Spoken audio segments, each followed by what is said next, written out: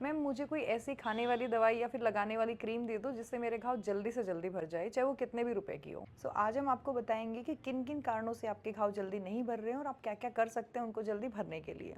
Hello, this is doctor Archana Dahiya. I am a board certified plastic surgeon practicing in Rohtak, Haryana. घाव कितने प्रकार के हो सकते हैं? मैक्सिमम जो हम अपनी ओपीडीज में घाव देखते हैं वो यूजुअली चोट लगने की वजह से घाव होते हैं। इसके अलावा अगर आप डायबिटिक के पेशेंट हो तो यूजुअली फुट के ऊपर जो घाव होते हैं उनको डायबिटिक फुट बोला जाता है। इसके अलावा कार्डियक डिजीज़ है, आपको वेरिकोज वेन्स हैं, वेन्स की जो डिजीज़ होती है उसमें भी पैरों के ऊपर घाव होते हैं, या फिर एनिमल या ह्यूमन बाइट हो उसकी वजह से भी घाव होते हैं।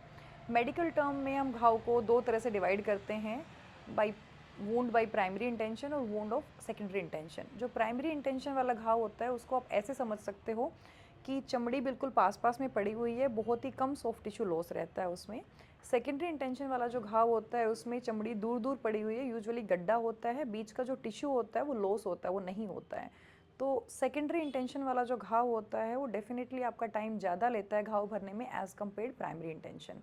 इसीलिए डॉक्टर्स सलाह देते हैं कि आप जब भी आपको ज़्यादा घाव हो आप टाँके लगवा लो, अगर वो टाँके लगने वाली जगह है, क्योंकि वो सेकेंडरी इंटेंशन वाले घाव को प्राइमरी इंटेंशन में चेंज कर देता है। अगर आपको चोट के निशान वाला घाव है तो उसके जल्दी ना भरने के क्या क्या रीजंस हो सकते हैं। नंबर वन होता है कि कुछ कुछ पेशेंट हमारे पास आते हैं जिनके घाव में ऑलरेडी कुछ कुछ मटेरियल्स होता है जो पड़ा होता है। किसी किसी में ग्लास के पीसेस पड़े होते हैं, किसी में ग्रीस का मटेरियल होता है, किसी किसी में आयरन के छोटे छोटे पीसेस पड़े होते हैं। अगर आपके वुंड को प्राइमरीली अच्छी तरह से क्लीन नहीं किया गया है तो वो रीज़न रहता है आपका घाव जल्दी ना भरने का। सेकेंडरीली उसमें इन्फेक्शन होने के हाई चांसेस रहते हैं, तो जब भी इन्फेक्शन कहीं भी हो जाता है वहाँ पे घाव हमेशा डिले होके भरता है। तीसरा रीज़न रहता है कि यूजुअली लेमेन में ये रहता है कि टाँके मत लगवाओ, घाव अपने आप भर जाता है, वो घाव अच्छा होता है। लेकिन जैसे कि मैंने बताया सेकेंडरी इंटेंशन वाला घाव दूर दूर चमड़ी पड़ी है तो डेफिनेटली ये पूरा एरिया भरना पड़ेगा, तो ज़्यादा टाइम लगता है। अगर आप उसको प्राइमरी इंटेंशन और टाँकों से पास पास करवा लेते हैं तो उसको कम टाइम लगेगा, शरीर को सिर्फ इतना ही घाव भरना पड़ेगा जितना कि बचा हुआ है। नंबर फोर्थ इज़ आपका न्यूट्रिशनल स्टेटस। अगर आपका न्यूट्रिशनल स्टेटस अच्छा नहीं है, इट मीन्स आपकी बॉडी में प्रोटीन और वाइटामिन की डेफिशिएंसी है, तो डेफिनेटली घाव लंबा टाइम लेगा भरने के लिए। एल्ब्यूमिन की डेफिशिएंसी होना, सो इसके लिए हम डाइट अच्छी बताते हैं। हाई प्रोटीन डाइट आपको लेनी चाहिए जब भी आपको घाव होते हैं, जैसे कि आप अगर अंडा खाते हैं तो अंडा ले सकते हैं, अदरवाइज़ आपको सोयाबीन, राजमा, हरी सब्जियाँ ये सब लेना चाहिए अच्छे प्रोटीन के लिए। और इसके साथ में हम कुछ विटामिन्स की दवाइयाँ देते हैं एंटीबायोटिक के साथ में, जिससे आपका घाव जल्दी भरे। तो अब हम डिस्कस करेंगे डायबिटीज़ के कारण जो मरीजों के पैरों में घाव हो जाते हैं, जिनको हम डायबिटिक फुट बोलते हैं, उनके बारे में। डायबिटीज़ में आपकी बॉडी में ब्लड में हाई शुगर लेवल होता है, इसलिए इन्फेक्शन के चांसेस हमेशा ज़्यादा होते हैं। दूसरा पेरिफेरल न्यूरोपैथी होने के कारण आपको पता नहीं चलता, पैरों में सूनापन होता है। तो क्योंकि मरीजों के पैरों में सूनापन होता है, उनको चप्पल बार बार लगने का, कोई भी हल्की फुल्की चोट लगने का यूजुअली पता नहीं चलता है। तो सबसे पहली सलाह यही होती है कि जो भी डायबिटिक वाले पेशेंट होते हैं वो रेगुलर अपने पैरों की जांच करें, अपने पैरों को निवाई पानी से धोएं, अपनी उंगलियों के बीच में देखें किसी भी इन्फेक्शन के लिए, उनको ड्राई रखें। बिकॉज जब भी उंगलियों के बीच में पसीने से भी अगर मॉइस्चर कंटिन्यूसली रहता है तो ये फंगल इन्फेक्शन का कारण बन जाता है। और जब भी इन मरीजों को छोटा मोटा कोई भी इन्फेक्शन हो जाता है तो क्योंकि इम्यूनिटी डाउन रहती है, ये इन्फेक्शन बड़े इन्फेक्शन में चेंज हो जाता है। डायबिटीज़ के घाव को प्रिवेंट कैसे किया जा सकता है? पहला तो हमने जैसे बताया, रेगुलर क्लेंजिंग आपको अपने पैरों की डेली बेसिस पे करनी है। सेकेंडरीली आपको अपनी शुगर का बहुत ध्यान रखना है, स्ट्रिक्ट शुगर कंट्रोल होना चाहिए। वेदर ये आपकी फिजिकल एक्सरसाइज से हो, डाइट से हो, चाहे आपको इंसुलिन लेनी पड़े, लेकिन आपको कंट्रोल करना ही है। बहुत बार हम सुनते हैं कि जैसे मैम हम इंसुलिन लेने लगेंगे हमारी बॉडी को आदत पड़ जाएगी, फिर हम हमेशा इंसुलिन पे रहेंगे, ऐसा नहीं होता है। बॉडी को किसी भी चीज़ को कंपनसेट करने के लिए कुछ टाइम चाहिए होता है। तो अगर आपके डॉक्टर शुरू में आपको हाई लेवल है और आपको इंसुलिन पे स्टार्ट कर रहे हैं तो आप उनकी बात माननी चाहिए।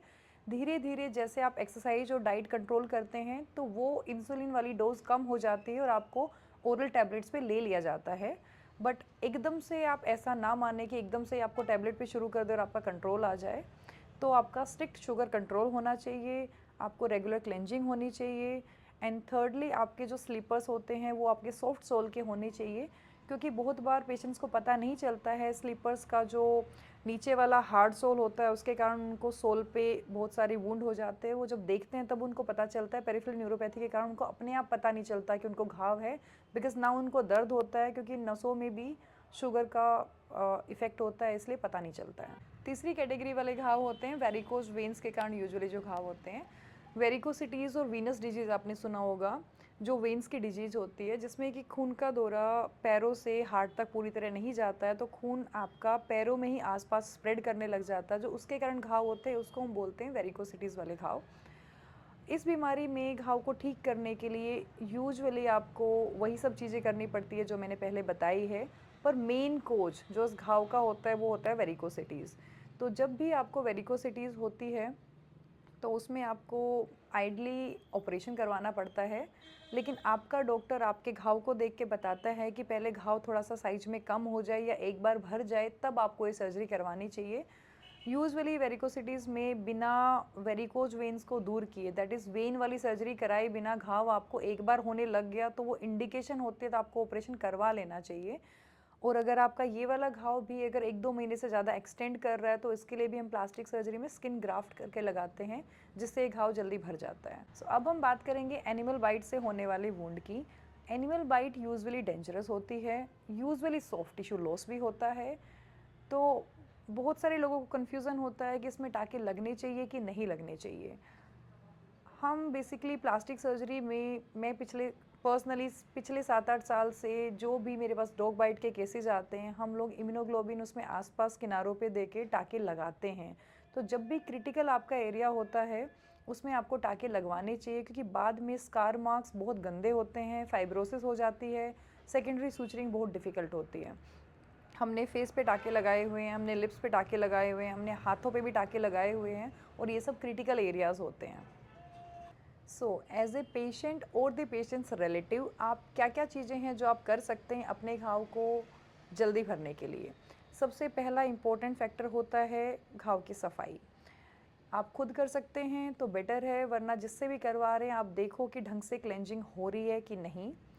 बहुत सारे लोगों को मन में डाउट होता है कि लाल दवाई से क्लीन कर लो, बीटाडीन से क्लीन करा लो, सेवलोन से क्लीन करा लो, घाव जल्दी भर जाएगा। सबसे बेटर होता है नॉर्मल सलाइन से क्लीन कराना, उससे ये केमिकल इरिटेंट नहीं होता है, तो सबसे बढ़िया क्लेंजिंग होती है इससे। एंटीबायोटिक्स यूजुअली चलती हैं, वो आपके डॉक्टर की एडवाइस के ऊपर, जितने भी दिन लेनी आप अपनी डॉक्टर से सलाह लेके ले। थर्ड होता है ड्रेसिंग। ड्रेसिंग का एक बहुत इम्पोर्टेंट रोल होता है। यूजुअली हम लोगों में मानना होता है कि जितना आप घाव को खुला छोड़ोगे उतना ही घाव जल्दी भरेगा, ऐसा बिल्कुल नहीं होता है। घाव को भरने के लिए थोड़े से मॉइस्चर की नीड होती है। अगर घाव मॉइस्चर वाला रहेगा तो जल्दी भरेगा, एज़ कम्पेयर कि घाव सूखा रहेगा। घाव सूखा जब भी रहता है उसके ऊपर एक पपड़ी बन जाती है हवा की वजह से, जिसको हम स्कैब बोलते हैं हमारी लैंग्वेज में। तो आपको ये लगता है घाव भर गया है, उसके नीचे घाव यूजुअली रहता है। घाव उतना ही टाइम लेता है, उससे ज़्यादा टाइम लगता है जितना कि एज़ कम्पेयर ड्रेसिंग में लगता है। दूसरी बात, ड्रेसिंग से आपको सुपर एडिड इन्फेक्शन होने के चांसेस कम होते हैं, धूल मिट्टी लगने के चांसेस कम होते हैं। थर्डली आपको पेन कम होता है, क्योंकि उसमें जो नर्व्स होती है वो एक्सपोज नहीं होती है, इसलिए कम दर्द होता है। Third part is nutrition.